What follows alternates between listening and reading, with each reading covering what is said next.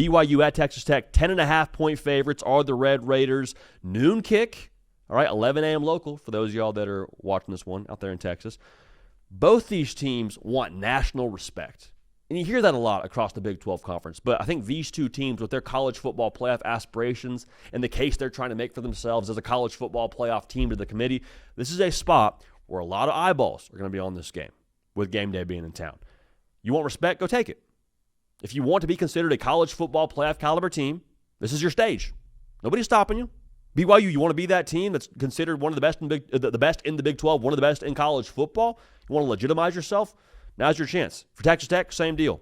Home field, your quarterback is back healthy and he's rolling based on that Kansas State game.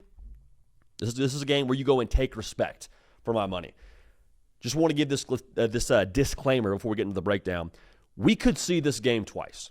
So whatever happens in this game, file it away and understand we might see this game a second time in Jerry World, especially if Texas Tech wins this game. Just think about that for a little bit. Now, I don't think BYU has played a front seven quite like Texas Tech. So rock, meet hard place. BYU runs the ball 57% of the time. Texas Tech, they are top 3 in America when it comes to yards per carry allowed, giving up less than 2.5 a clip. That is ridiculous. Can Bear Bachmeier, big 47 playing quarterback for BYU, can he factor in the run game here? He's got 400 yards rushing on the year. He's listed at 6'2", 220. I'm just saying this. I'm watching my guy out there on the broadcast.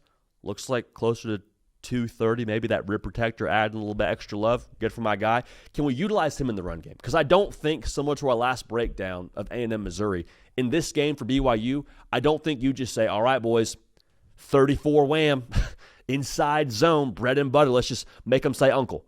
Maybe you get to that place in the fourth quarter if you're BYU and the game goes how you'd like it to go, where you can keep that Texas Tech defense out there for a while. But, I mean, I've seen David Bailey play football. I've seen that front seven look too impressive at different points in this year. The Utah game comes to mind.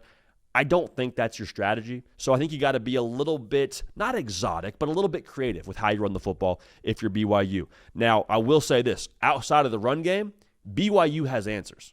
They want to run to throw, but when they do throw, that's some dogs now. Parker Kingston, one of the best-kept secrets, I think, in college football at the receiver position. He's explosive. He's shifty. He just seems to always be in the right spot when it comes to finding the soft spots in the zones, and they do a great job, does BYU, scheming dudes open. So you have good personnel, but as well as good scheme, where you see defenses a lot of the times have their eyes in the backfield because BYU runs the football so well, and they create explosives off of that. So Parker Kingston and Chase Roberts have been awesome for BYU all year long. They will have to have a role in this game, have to have some explosion in this game to be able to match what Texas Tech brings on the offensive side of the football. Because for Texas Tech, I'm watching that BYU secondary, and they're good versus the competition they've played to this point is BYU. Like, you could look at the numbers. They're pretty serviceable when it comes to how they stack up to the rest of the country. Top half, top third across college football. But Texas Tech is going to bring a very different level of horsepower that BYU has seen to this point. And the reason why I'm a little bit leery of BYU's secondary, when they played a quarterback that could push it downfield, and Rocco Becht, he went for 3 bills on him. If you had trouble with Iowa State pushing the ball downfield, I don't love the formula for how it's going to match up with the way that Texas Tech pushes the ball downfield. They're top 30 in America when it comes to yards per pass. It is Caleb Douglas. It's Coy Aiken. Get the ball to the running back as well. Like, they are explosive and they are aggressive with how they push it downfield. So just keep a pulse on that. I don't feel amazing about BYU in this spot. Now, I say that, but I think we have to also acknowledge the reality that BYU has been very opportunistic to this point in the year. They're in the territory of taking the ball away twice a game. Big reason why. They let their secondary play, man. Like, they let them take chances on the ball when it's in the air. They are not so much bend, don't break. They're like, no, if you can go make a play on the ball, go do it. Leave them in man coverage a fair amount. They let their DBs, and that third level of that defense go play quite a bit, does BYU. So as much as I'm concerned about the ability to match up with this Texas Tech personnel on the perimeter, I also can't get out of my mind that Baron Morton game against Utah, where he didn't even play the full game but threw 2 picks. If BYU is successful in their risk-it-for-the-biscuit approach on the back end, this thing gets very interesting. because then, just what I said, Texas Tech defense stays out there a little bit longer. And that front seven, I love them when they're fresh. I don't love them quite as much when they've been out there for 50 plays. So just keep a pulse on that, something to think about, and that would be a game that obviously favors BYU. If they get more possessions, and BYU has at this point in the year, get a chance to lean on you, and then maybe Texas Tech shows some cracks in the armor on the defensive side of the football.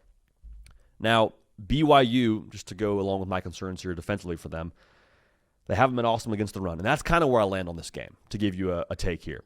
They gave up 200 yards against Utah, and Utah's a good running the football team. Texas Tech, they don't run it quite as heavily as Utah does. They're a little bit more balanced.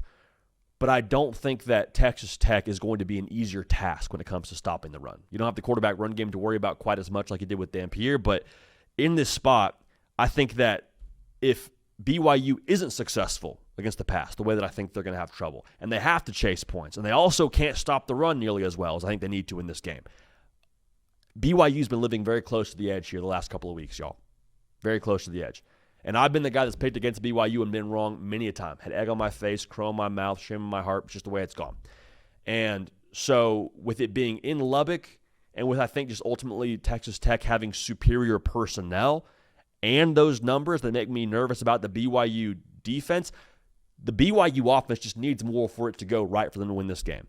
So for all those reasons, I'm taking what I believe to be the more talented team at home, with game day there, with momentum behind them, a 10.5-point spread at their back. I'll take Texas Tech to win. Y'all, I'll take them to cover. Maybe it's backdoorish, but I'll take Texas Tech 34-21, getting it done in Lubbock. And the Red Raiders feeling pretty good about their Big 12 title appearance aspirations as well as their playoff aspirations. So we see that the first time. Do we see it a second time? Just think about it. Especially when conference title game time rolls around. Could be a game that we see once again in Jerry World. But we'll take Texas Tech to win that one in Lubbock.